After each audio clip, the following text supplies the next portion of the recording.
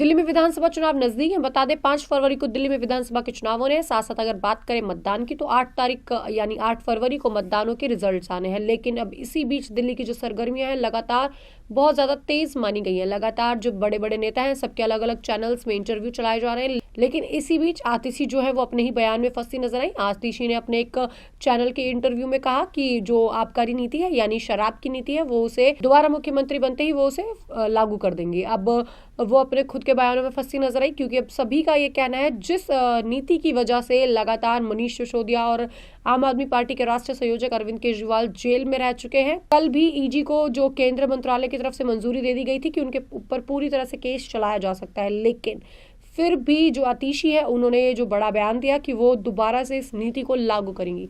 आइए जानते हैं पूरा क्या मामला है। दिल्ली में आम आदमी पार्टी की सरकार बनी तो उस शराब नीति को दोबारा लागू किया जा सकता है जिसमें ग्राहकों को एक बोतल पर एक बोतल फ्री जैसी स्कीमें मिली और घोटाले के आरोप भी लगे। दिल्ली में आम आदमी पार्टी की सरकार बनी तो उस शराब नीति को दोबारा से लागू किया जा सकता है। खुद मुख्यमंत्री आतिशी मारलेना ने इसको लेकर साफ संकेत दिया है। आतिशी ने उस शराब नीति की तारीफ करते हुए कहा कि कई राज्यों ने इसे अपनाया है। दिल्ली की मुख्यमंत्री एक बड़े टीवी शो में इंटरव्यू देने गई थी। वहां पर जब एंकर ने उनसे सवाल पूछा कि आप दिल्ली में शराब नीति फिर से लागू करना चाहेंगे, आतिशी ने इसका जवाब दिया, हाँ मैं बिल्कुल करना चाहूंगी। उन्होंने कहा बिल्कुल होनी भी चाहिए। उस नीति को कोई राज्यों ने लागू भी किया है क्योंकि वो नीति बहुत अच्छी है।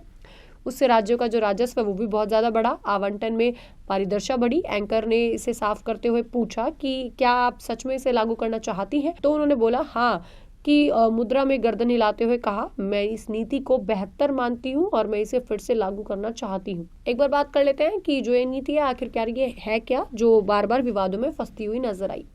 2021 से 2022 में लागू की गई शराब नीति में घोटाले का जो आरोप है वो सीबीआई और ईडी इसकी जांच कर रही है। यह वही शराब नीति है जिसकी वजह से खुद अरविंद केजरीवाल, पूर्व डिप्टी सीएम मनीष सिसोदिया, संजय सिंह और विजय नायर को जेल भी जाना पड़ा, महीनों तक जेल में भी रहना पड़ा।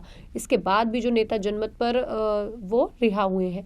केंद्रीय जांच एजेंसियों का जो दावा है इस समय जो शराब नीति के जरिए जो कारोबारियों को गलत तरीके से अधिक फायदा पहुंचाया गया और बदले में रिश्वत भी ली गई। हालांकि दिल्ली सरकार और आम आदमी पार्टियों के जो आरोप है उन्हें खारिज भी कराया गया। इस शराब नीति पर जांच बैठने के बाद दिल्ली सरकार ने इसे वापस भी ले लिया था। आतिशी के ताजा बयान के बाद भाजपा को एक बार फिर से हमलावर करने का मौका जो है वो मिल चुका है। भाजपा के प्रवक्ता संबित पात्रा ने भी अपना एक बड़ा बयान दिया।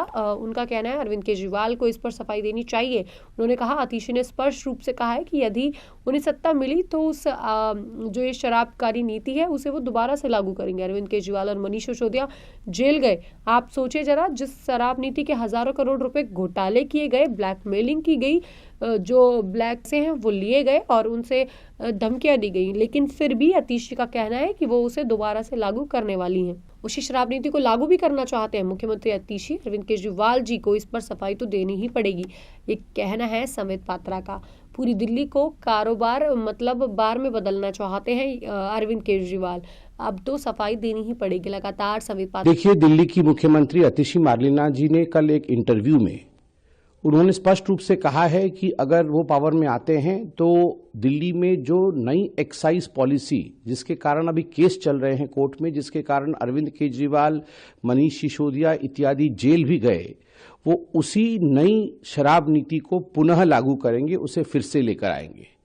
आप सोचिए जरा, जिस नई शराब नीति के कारण हजारों करोड़ों के घोटाले हुए, हजारों करोड़ों रुपए गबन किए गए, ब्लैक मार्केटिंग हुई, जिसके कारण कार्टेलाइजेशन हुआ, जिसके कारण जिन लोगों को ठेका नहीं देना था, मोटा रकम लेकर आम आदमी पार्टी के नेता अरविंद केजरीवाल और उनकी टीम ने करप्शन के माध्यम से उनको ठेका दिया। और इतना ही नहीं, गली गली नुक्कड़ नुक्कड़ में एक तरह से दिल्ली में शराब की ठेके खोले गए, शराब की दुकान खोले गए और दिल्ली को एक बार में तब्दील कर दिया गया।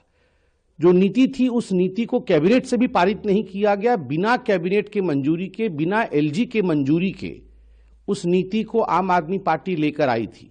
बाद में जब सीबीआई में केस गई तो आनन फानन में उस नीति को वापस लेना पड़ा और उसी शराब नीति के कारण आज आम आदमी पार्टी जनता के सामने पूरी तरह से एक्सपोज्ड खड़ी है कि किस प्रकार जिन लोगों को ब्लैक लिस्टेड किया गया था उन लोगों को अरविंद केजरीवाल जी ने फेवर किया, उन लोगों को शराब का ठेका दिया, उन लोगों से पैसा लिया, उस पैसे से चुनाव लड़े, ये सारा आज दूध का दूध और पानी का पानी हो चुका है। मगर उसी शराब नीति को फिर से पुनः लागू करनी चाहती है आम आदमी पार्टी।